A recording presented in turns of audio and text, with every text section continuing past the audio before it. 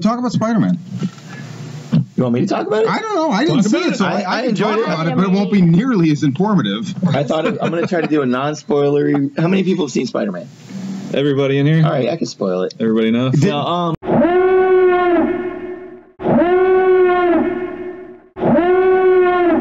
no, it was great. It was. I'm sure it is. It's on my list, but he fits into the Marvel universe, so he's got like a universe to play in for the first time. He's not like his own little thing.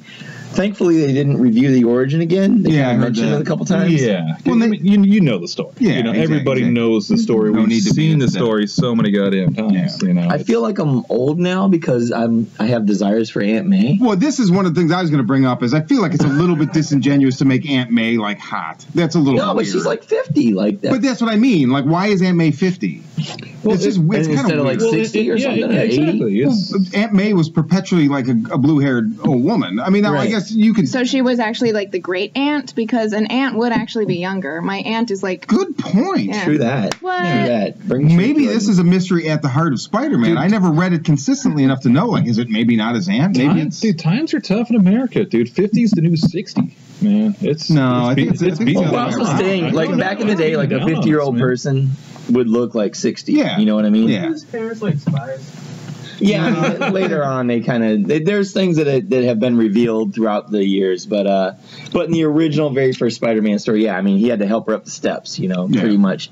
But I enjoyed it. The banter was great. It was really well written, and Keaton was know, awesome. It's funny too. I just read the other day that I didn't know this when I watched it, but the guy who wrote the screenplay is, I want to say, John Francis Daly.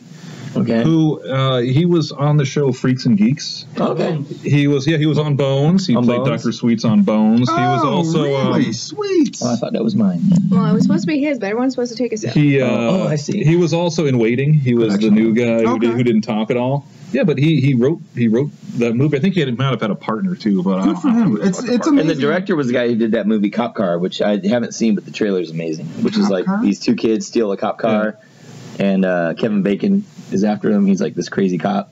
Oh wow, never heard of it. Yeah.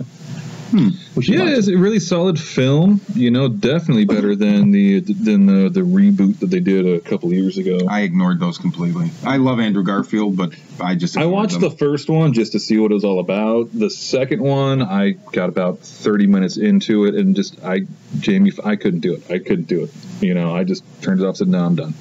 And I don't do that with comic films. You know, it was that. Oh yeah, he was Paul Giamatti. Yeah, I mean, I like Paul Giamatti. You know, it's it seemed like they had a great cast with those. But here was my thing. I happened to have been online the day when Raimi said, "Okay, I'm out," and then immediately Sony was like, "Well, we're remaking it." And it's like, how are you remaking it after 3 years? They released the poster for Spider-Man 4.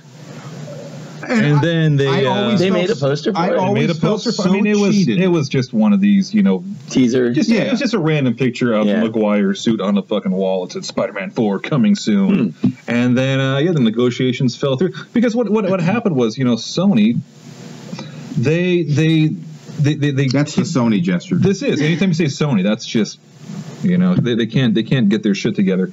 The biggest problem with Spider-Man 3 was that they wanted, you know, let's throw some more villains at it. Like you 6 know, movies. We want more villains so we can sell more toys and we can do this and that. And you got to get Venom in there. And they forced him to do Venom, and Venom said, Raimi said, I won't do it. They made him do it, and then everybody said, oh, Spider-Man 3 sucks. And it's like, it actually doesn't suck. The part that sucks is the fact that he made his movie, and then Sony was like, throw this in too. Yeah. If it had just been Sandman, it would have been amazing. Yeah. Well, let me break it down. I mean, Venom works only after you have like 10 other villains. And then Venom is like the anti-Spider-Man. Yeah, exactly. Yeah, exactly. Well, if I'm not mistaken, too, I want to say that he wanted Sandman and Vulture.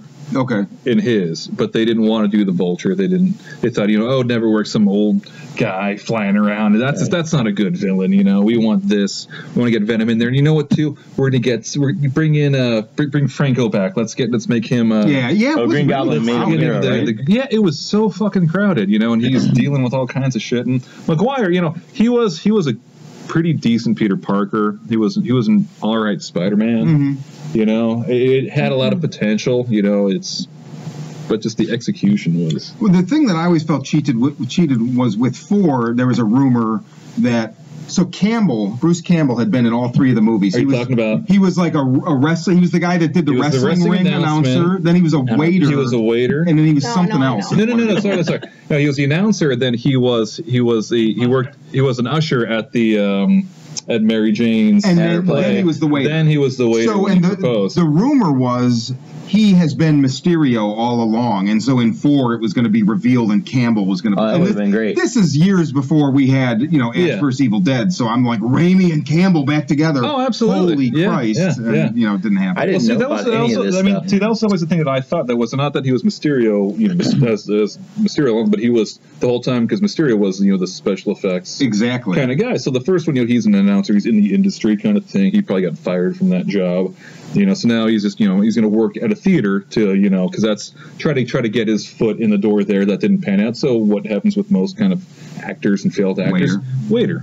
So it makes sense that but although he is the only person to this day who has defeated Spider-Man on 3 occasions. That's true. That is. So move on. I feel like somebody in the crowd is about to yell. I think we should move on. But I think Michael Keaton. Okay, Michael Keaton. He plays Birdman, right? That's the new villain. Yeah, actually, not a stretch. Michael Keaton. I mean, he was like my Batman. He was justified in doing what he did. I saw that when I was a little boy in the theaters. So it was really interesting seeing his take. Because he can be a very intense actor. And you want to get nuts? Let's get nuts. Sorry. So no. So that's he did a very, very good job as what's his Toombs? What's his first name here? Adrian. Adrian, thank you, Adrian Toombs. And what was nice too is he was a villain who had a legitimate motivation. But what was really different with this Spider-Man film?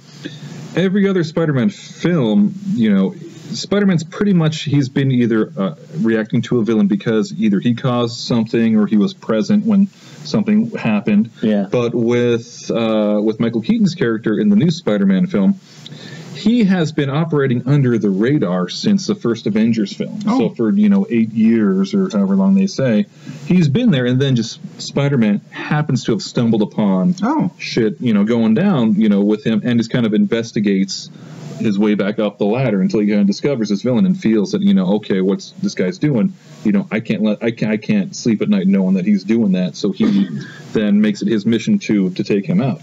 Yeah. It was the first time you really see him not the whole like cause and effect kind of thing, but he just genuinely wanted to be that hero. So is the whole thing with now? I know Iron Man's in it a lot, and is it like a Marvel team up at the end, or he's just the protege basically? Like Parker's his protege. There's a lot of daddy stuff. He really wants to prove himself to Iron Man. Yeah, without spoiling things. And Iron Man kind of wants a son, but without spoiling things, there's a good arc there and a good answer to that arc. Right, there is.